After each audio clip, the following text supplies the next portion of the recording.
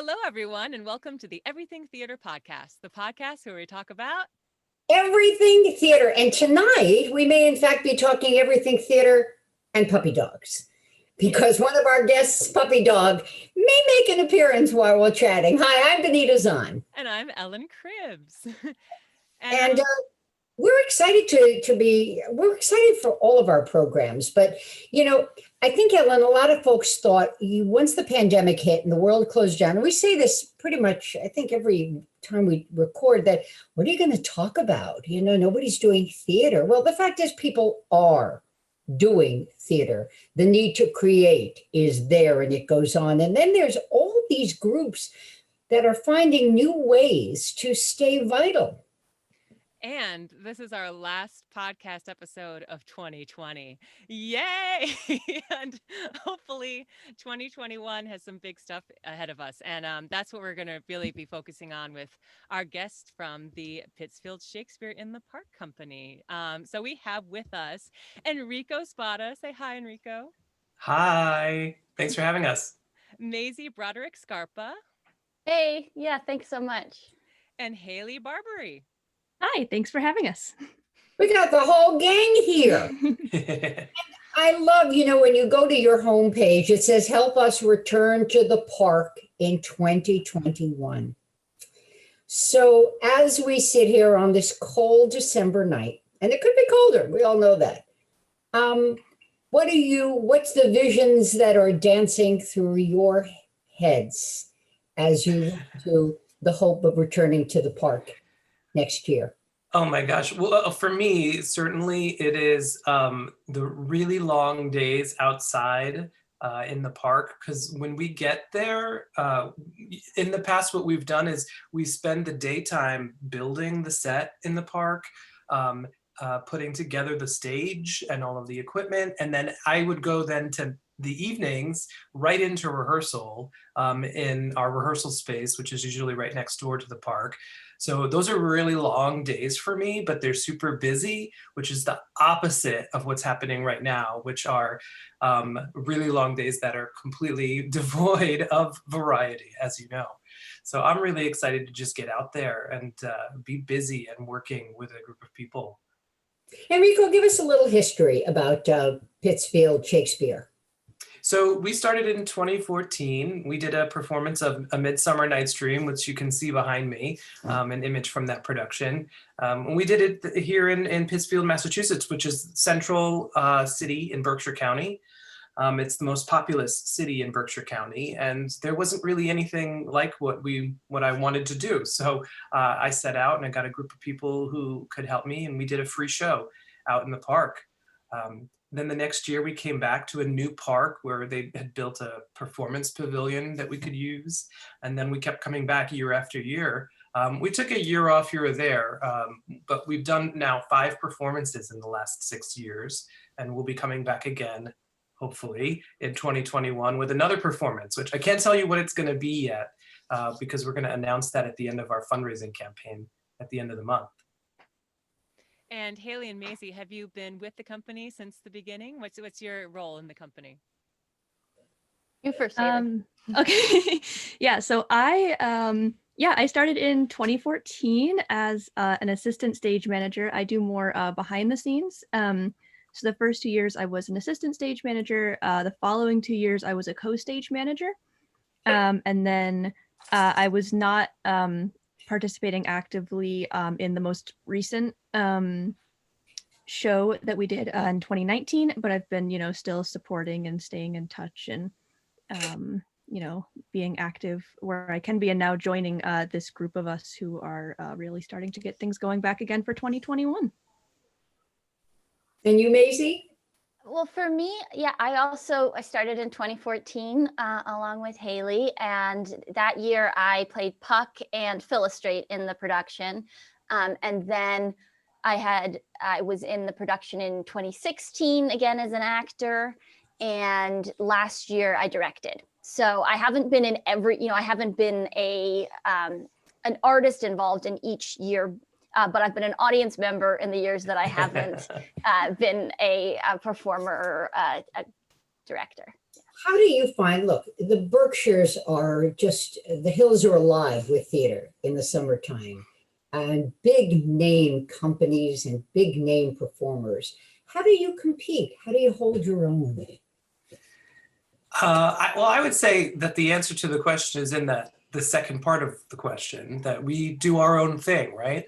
That we're not really about competing, although in our first year, it just so happened that we did a Midsummer Night's Dream, and Shakespeare and Company down the road was also doing a Midsummer Night's Dream. So there was a little bit of competition that year, but after that, we have just tried to do something that was really about the community. First of all, it's free. And so that's a big draw for a lot of families, a lot of people who live in the community that maybe wouldn't otherwise be able to bring their family of 5, 3, or 4 times to see the show. So that's a big draw for people. And we try to have a lot of community members. So all of the actors are members of the community. They're people who have kind of grown up here or have trained here, who are working actors here at the various smaller theaters, fringe theaters in the area. So with all of those things, I think we do hold our own and we stand out. I don't know if Maizy or Haley has anything to add to that. But as I see it, I think that's what gives us our sort of singular appeal. Mm-hmm. Yeah, I would just dovetail on that just to say, I think actually one thing that I think makes the Berkshires so special in terms of theater is the fact that that the more theater that there is, the more it's a draw. So so it's not exactly the same thing as like, you know, Target sells toothbrushes and so does CVS, that it actually, the more the people come here for theater, the better it is for all of these arts companies. And as Enrico was saying, that our audience overlaps with that.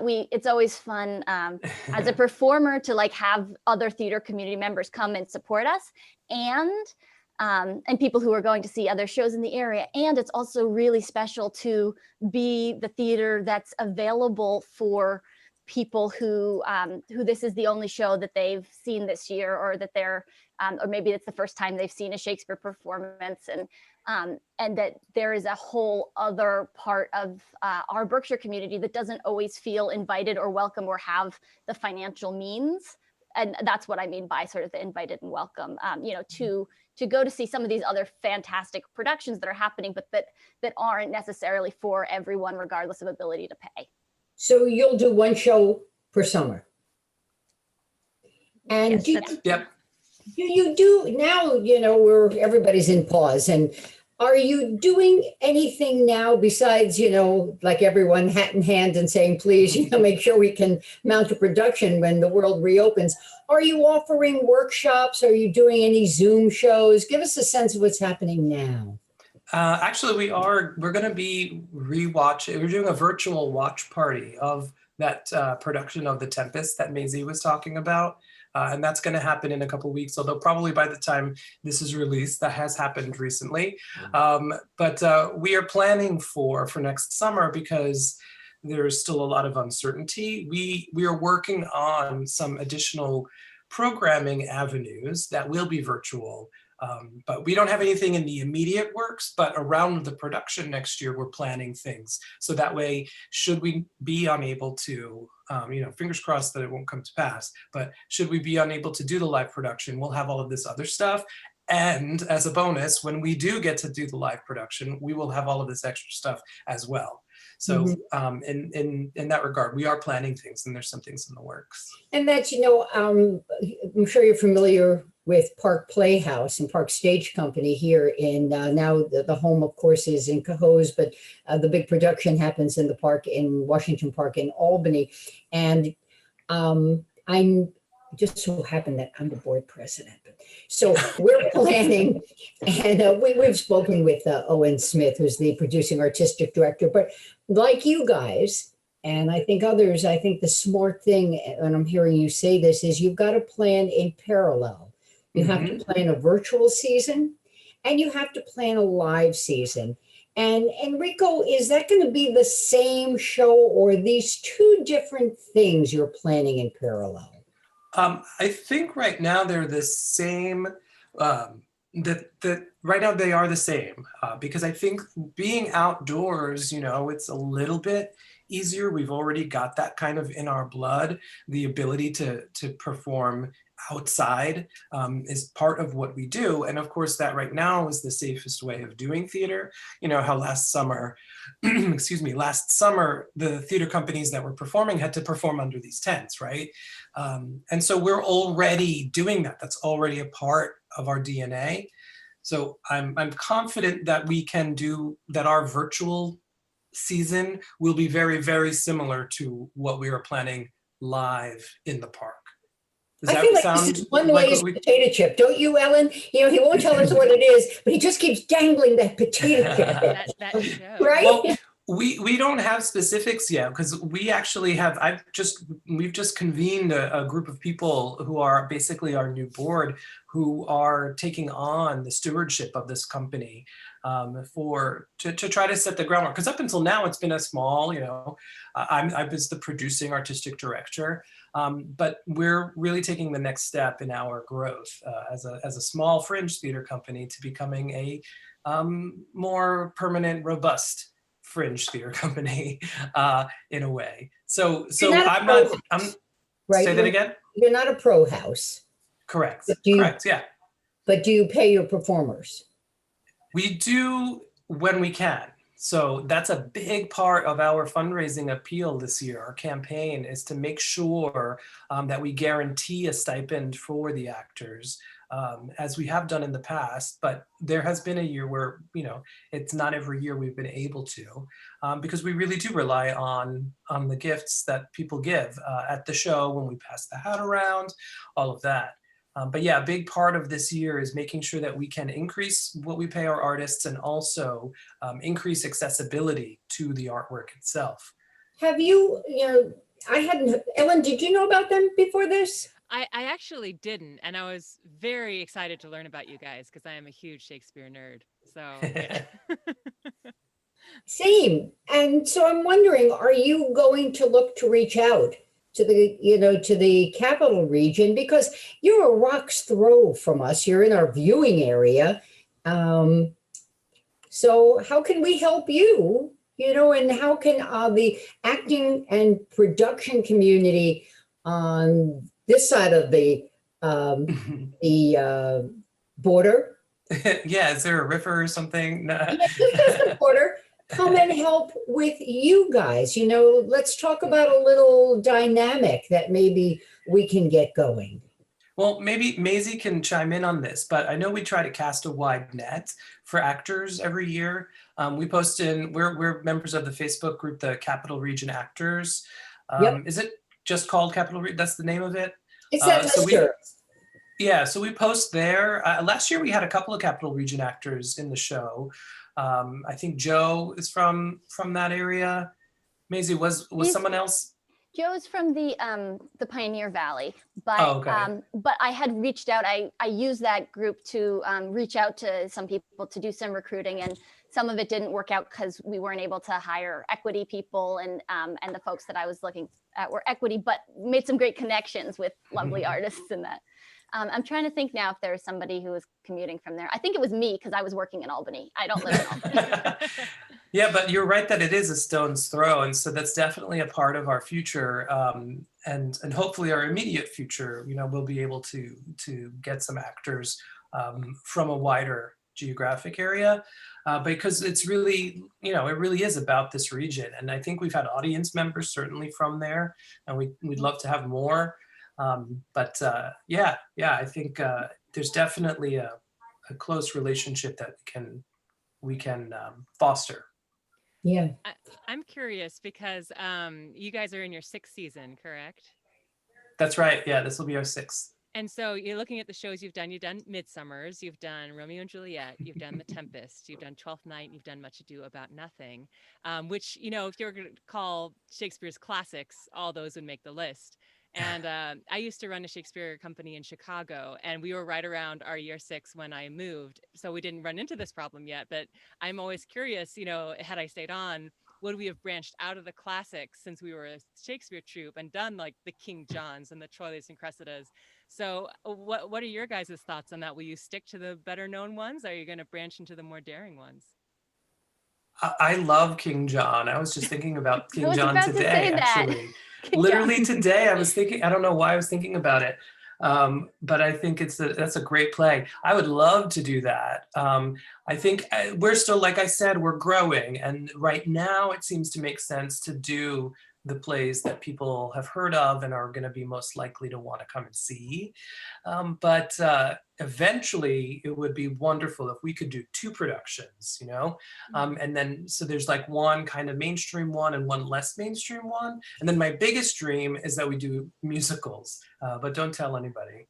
But down the road, I can definitely see that in our future. Like Broadway musicals or Shakespeare? Well, smaller scale musicals, you know, Oh, things okay. like the Fantastics is something I have in mind, you know, those smaller kind of classical plays, classical styled musicals. Would but that not, be in addition to, would you continue to do Shakespeare and add a second show, or would you that just? would be the hope, yes. Yeah, to do it as a sort of second thing. But these would definitely be much smaller. I wouldn't call them Broadway musicals. I'd say chamber musicals, perhaps. Well, you know, you've used the word fringe a couple of times. Yeah. So what's your definition of Shakespeare/fringe? I use that word because I think we're sort of spunky, you know. That fringe theater to me it's not the same as if this was, you know, Chicago or New York, where because we are still doing Shakespeare, so the content isn't necessarily fringe, but our attitude to it, the way we, you know, we like you said, we come out with our hat in our hand. We do a lot of begging and borrowing. We don't do any stealing. I promise you there. But we do. Maizy, is he telling the truth? Haley would let you know because, you know, she's been there from the get-go. So Haley was a stage manager that I taught in high school when she was in high school, and I was teaching with Shakespeare and Company in their education program. And so Haley, we managed to, you know, get her to start working professionally with us, and has become quite an excellent stage manager. She's really good. And so now she's a part of our producing team here. So she can tell you if I've ever stolen anything, but I don't think I have. I was the first show I did, I was still in high school. Like the first couple shows I did, I was still in high school. But yeah, I think as far as I know, all is okay. Definitely for the stamp of approval. I've definitely stolen things from my mother to use in shows, and you know, she gets them back eventually.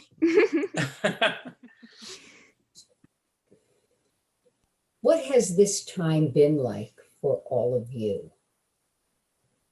You know, you don't have a payroll that you have to meet, and so many of the local, you know, production, the pro houses have had to do furloughs. Some were straight layoffs, and others are just furloughing for a period of time. So what's this time like for all of you? You know, I think what you say is true, because you know, our organization is the project, and we don't have staff members that were in danger. It puts us in a sort of fortunate position that we can use this time to soul search a bit and really dream about what we want to be like in the future. You know, I know I have my personal kind of, you know, take on this year. And it's definitely been, because I'm actually in Chicago, Ellen, right now talking to you, because I just finished grad school last year. And so, you know, the plan was to go back to the Berkshires this summer and do some more wonderful theater, but all of the plans changed, you know? And so I've been using this time personally to kind of recenter myself and figure out what's next in this sort of transitional time that it already was. But as far as the company goes, I think, you know, it's sort of promising for us because we can take this time to really imagine and plan and think big. I don't know if Maizy or Haley have anything to say about that themselves, but that would be my position. Many of the theaters in the capital region have spent time together. They are meeting and trying to plot a future. Are you part of any of that kind of regional discussion in Pittsfield, or the Fringe group is out on the fringe? That sounds really awesome that that's happening. I've noticed that the Capital Region theater group, theater community is very much a family. It seems like that just looking at it from over here. But in the Berkshires, I don't know that, we've definitely been in conversations with Shakespeare and Company and Barrington Stage and Berkshire Theater Group. So we all talk, and I've definitely reached out and, had conversations because we're in everybody's backyard, basically doing this free show. I wanted to make sure that everybody was, on board with it and had an opportunity, if we could find ways to work together with, co-productions or co-promotions at least. And so beyond that, though, I don't think that there is, as far as I know of, meetings or colloquials, what's the word? Colloquialisms, colloquies. Collegiality. Yeah, I haven't heard of that. Maizy, have you? I don't think it's an official thing. I think it's a lot more like individual, like many of us are connected to each other. Like, I've worked at Shakespeare Company and Barrington Stage, and I did a show at BTF back in the day. And, we all kind of know each other as people. And I think it's, there's been some, hey, how are you doing? Like, oh, some of us got furloughed, like there's been some person to person conversations about, but not, at least, not formalized that I have been a part of. I'm about to hand all of this off because Ellen's got a list. She runs with it in just a moment. But for those who are not familiar, what's your season normally like in terms of when you open, how many days you perform, where we find you? So we would be performing usually the end of July. We would open in conjunction usually with Third Thursday, the big downtown Pittsfield street fair, which I don't know if that'll happen this year, but we would open and run for 3 weeks, basically on the weekends at night, and do 12 performances, assuming, the rain cooperates. But our season will be announced by the end of the month, at the beginning of this new year, on our website, pittsfieldshakespeare.org. We're hoping to do what we always do, which is have these opening pre-show music serenades that we collaborate with local music organizations to do. So the idea is just to really celebrate being outside, being under the stars, and enjoying wonderful art. And which pardon, are you in? We have been in, and the plan is to be in the First Street Common in Pittsfield. Ellen's eyes are dancing. It's one of two things. It's one, she knows the lightning round coming up, or two, she's thinking, I could maybe make the drive over there. I got to see what they're doing. I did Google it. I was like, 50 minutes? That's not bad. Yeah. But yeah, All right, Ellen, take it away. We have reached the section called the close-up, which is just some rapid fire questions. And since there's 3 of you, why don't we go Haley, Maizy, Enrico as like our order. So Haley, are you ready for your close-up? I suppose so. Maizy? Sure. Enrico? Absolutely. Okay. Well, since you're a theater Shakespeare Company, I have to ask, favorite Shakespeare? I would have to say Midsummer. Are we giving reasons or just like You can give answers? reason, yeah. Oh, I guess Midsummer, just because it's the play I've done more times. And it was our first, our first Pittsfield Shakespeare in the Park. So I know it's a common favorite, but Don't mess with classics. Yeah, I love it. Maizy. Depends on my mood, but I love King Lear as a comedy and Hamlet as a tragedy. I'm sorry, no, Hamlet and King Lear, both as comedies. That was not how I wanted to come out. I like any time where I see a production that does that it takes the like genre. This is the tragedy. This is the and it kind of comes at it from the other angle, because the comedies are so tragic and the tragedies are so hilarious. So. Enrico. For me, it's Twelfth Night, as a comedy and a tragedy. I like the poignancy of it. I I think the story is so rich and the characters so wonderful and fun. And if you could play any Shakespeare role, taking out gender, age, all that, what if you had free reign, who would you want to tackle? I've honestly never thought about it that much because I do so much tech, but I guess any character almost, just any opportunity to maybe like step into a pair of Shakespearean shoes for once, Awesome. Maizy? Oh man, I don't know. All of them? Is that an answer? Sophie's choice. Yeah. And I've gotten I feel like it's this one that I haven't played or one that I have played, or I just overthink everything. I really loved playing Puck. And then I got to play that twice, once in 8th grade. And I'd like to play, I think the Scottish man might be fun. I don't know. I'm bad at these. Enrico. I have a few sort of actually no leads, but some side characters. Macduff for one, Lord Capulet for another one, and then probably Edmund in King Lear. Oh, can I add one more? Yeah. I've always secretly wanted to play Arthur in King John, which is like Yes. such a random dream role. I did some of those monologues as auditions at one point. And we are running out of time, so I'll just kind of ask the three of you, and if one of you has a story, throw it out. Especially with working outside, has there been a big theater oops that's happened that is your go-to blooper story? At Shakespeare in the Park specifically, because I've definitely missed entrances in other productions before and left the actors on stage waiting for me.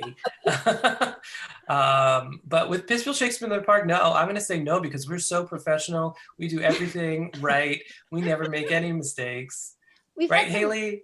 I was going to say, as a stage manager, I don't want to, but well, I don't know. I can't think of any like oops moments, but I can think of like really funny outdoor theater moments, where like all of a sudden it starts pouring and quick get all the microphones under the pavilion and get all the actors inside, and or the teenager riding by on a very tiny motorcycle right in the middle of the production in front of the audience, between them and the stage. So yeah, it's interesting because our setup is we have our stage and then there's like the road almost that goes through the pavilion and then the audience. And so like when we're doing tech rehearsals or anything, people are going back and forth. So those are also pretty funny moments. Live theater. Yeah. We've had some really magical outdoor moments too. In that production of The Tempest, there was a scene where we started having, first of all, the sunsets are so gorgeous in the park, especially that time of year. And I was playing Trinculo, and in the scene where Stefano, Trinculo, and Caliban are like singing, the sky just started to flash heat lightning in these beautiful pink clouds. I had no idea what was going on until afterwards, but it was so tempesty. And there's a little video of it. We have a little video of it on our Facebook page if anyone wants to go look at it. So that's a great place for us to wrap, because we don't want the clock to end and close us out. The world of Zoom. Enrico Spada, Haley Barbieri, Maizy Scarpa. Thank you so much. Ellen, we need a road trip. Absolutely. I was saying, guys, check these people out. Your photos and your videos look amazing. I really hope you get to do your 2021 show, and I'm going to be there. Us if you do. too. We'll all be checking it out. Everybody, as you listen to this podcast, make sure you check out Pittsfield Shakespeare in the Park. And get thee to the park this summer. Amazing. Thank Thank you. you so So happy and healthy New Year. Yes, Thank you. Parting is such sweet sorrow, but we will talk to I had Benita did one, and but we'll talk to all our listeners in 2021. Happy New Year! I am Ellen Cribbs, And I'm Benita Zahn. Let's make it a happy and a healthy one. Take care, everybody, and thanks for spending time with us.